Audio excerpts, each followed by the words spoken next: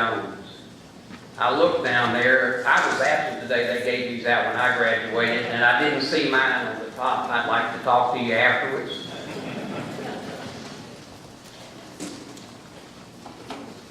The lighting is tough, Ted. There are many thousands of CBHS alumni who have left this school and gone on to success in business, the arts, religious life, married life. Countless number of alumni of whom the Christian Brothers can be proud. Each year since 1993, the Alumni Association has honored one of these men as distinguished alums. The Distinguished Alumnus Award is the highest honor the association can give. The guidelines for the award tell us that as recipient should be named based on his significant and broad accomplishments in business or professional life, which reflect distinction upon himself and thus upon CBHS. Over the years, the Alumni Association has honored men from a variety of vocations who have lived their lives of distinction in a variety of ways. Our distinguished alumni range from religious figures such as the former worldwide leader of the Christian Brothers, the late Brother John Johnston, to a baseball major leaguer, Tim McCourtney, to a world-renowned ear surgeon in Dr. John Shea. This year's recipient, Ted H. McCourtney, is the general partner of Sawmill Partners, a private investment partnership in Katona, New York. He previously served as managing general partner of Venrock Associates, a venture capital firm that manages investments for the Rockefeller firm and other limited partners. Venrock provided venture funding to Apple Computer, Intel, and many other companies in the high technology field. Ted graduated from Christian Brothers in 1956 when the school was still on East Parkway. A 60 graduate of Notre Dame with a bachelor's degree in mechanical engineering, Ted earned an MBA from Harvard University. He served as a lieutenant in the Navy and worked with McKinsey and Company before joining Venrock in 1970. Ted is the past president and chair of the National Venture Capital Association and is a trustee of the University of Notre Dame and serves on the investment and athletic committees. Currently, Ted is financial director of his local parish and serves on the investment advisory committee for Cardinal Dolan and the Archdiocese of New York. Ted and his wife Tracy reside in Katona, have 4 children and 13 grandchildren. Ladies and gentlemen, I am proud to introduce to you the 2012 CBHS Distinguished Alumnus, Ted McCourtney.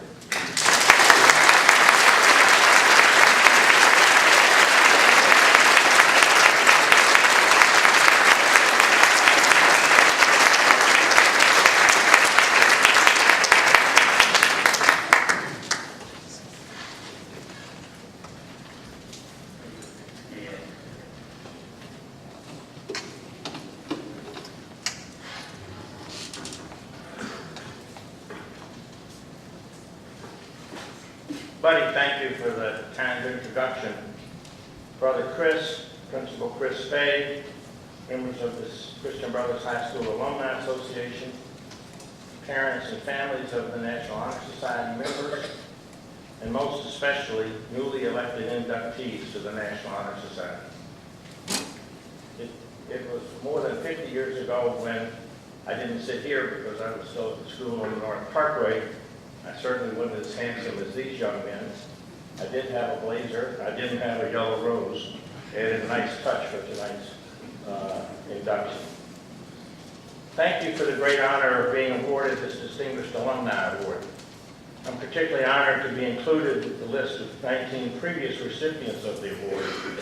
These men have accomplished so much in their careers, leaders in fields such as business, law, education, religion, and medicine, and I'm proud to follow in their footsteps. The National Honor Society was founded, as you know, in 1921, or I assume you know. Does everybody know that? I see some nods and some puzzled looks.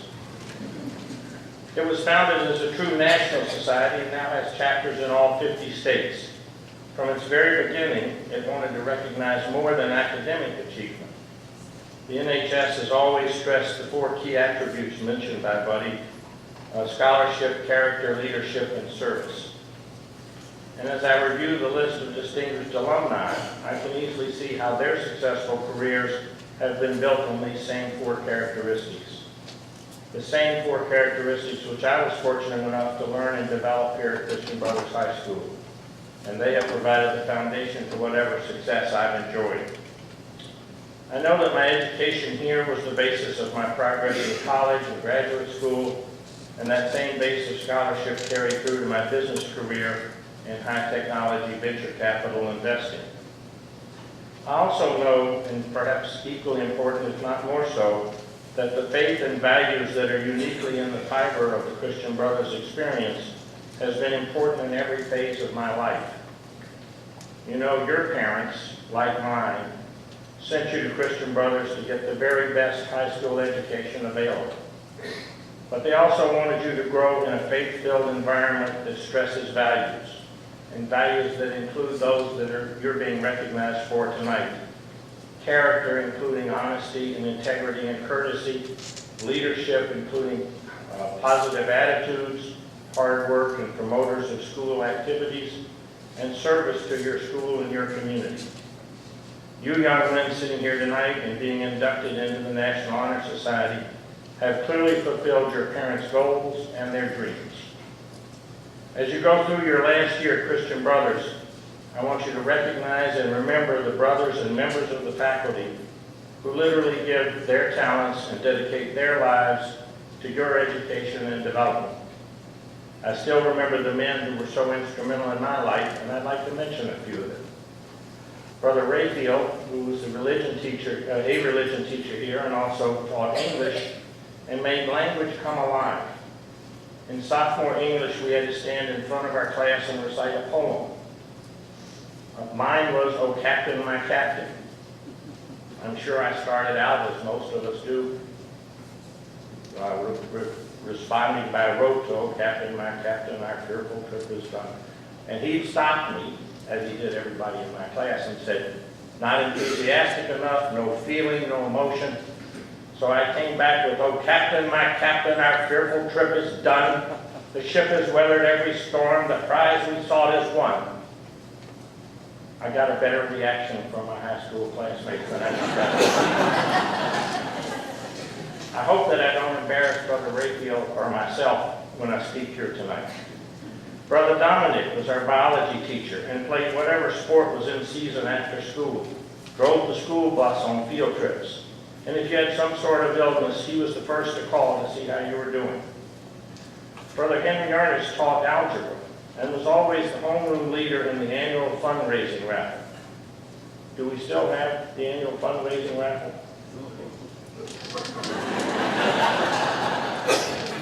I wish Brother Henry Ernest had known that when I was doing 50 years ago. It doesn't destroy my story. I used to be satisfied selling my 2 books of chances to my parents, my grandmother, my aunts and uncles. But under Brother's urging, and I use urging politely, I went out door to door raising money for Christian Brothers, and I learned a lesson doing that.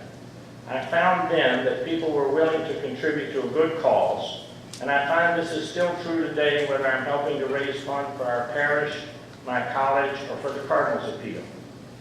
People are anxious to help if they see their monies are going to something that they consider worthwhile, and certainly Christian Brothers is in that category. And one other brother I'd like to recognize tonight. When I came to Christian Brothers, the principal did everything. No slight to the current leadership of the school.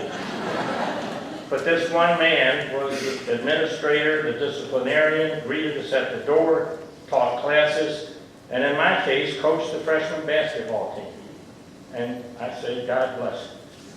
He was too nice to cut anybody, so he formed an A team and a B team among the freshmen. This was very lucky for me because I was on the B team. Even after practice, he'd hang around the gym with us playing horse or competing to make the first half-court shot. He always won those contests. So I'd like to express my sincere gratitude to these men who educated me both inside and outside the classroom by recognizing that first principle. Brother Terrence McLaughlin, now celebrating his 73rd remarkable year in the Christian Brothers. Brother Terrence, please stand and be recognized.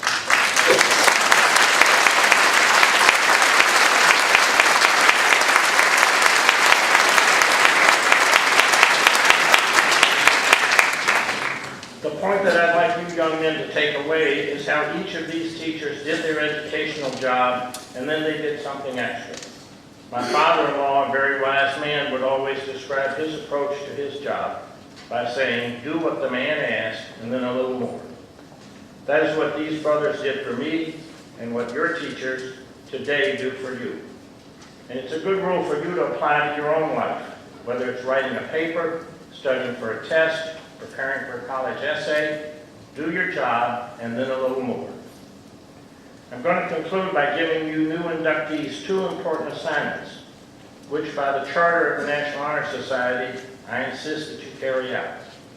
That charter includes a challenge to all NHS members to develop further, so you're not yet done in these categories, to develop further their active involvement in school activities and community service. So my first assignment for you is to seek out opportunities to further serve your school through its clubs, organizations, perhaps mentoring young incoming students or transfer students into your class. By serving further your church, and ask your pastor and minister what you can do to help out. Perhaps aid in the youth group, or if there isn't one, form one. Leadership is one of your qualifications that got you here tonight. And finally, your community. Perhaps by tutoring elementary school kids who need some advice and some tutoring from older kids who've succeeded and help the younger ones get through it.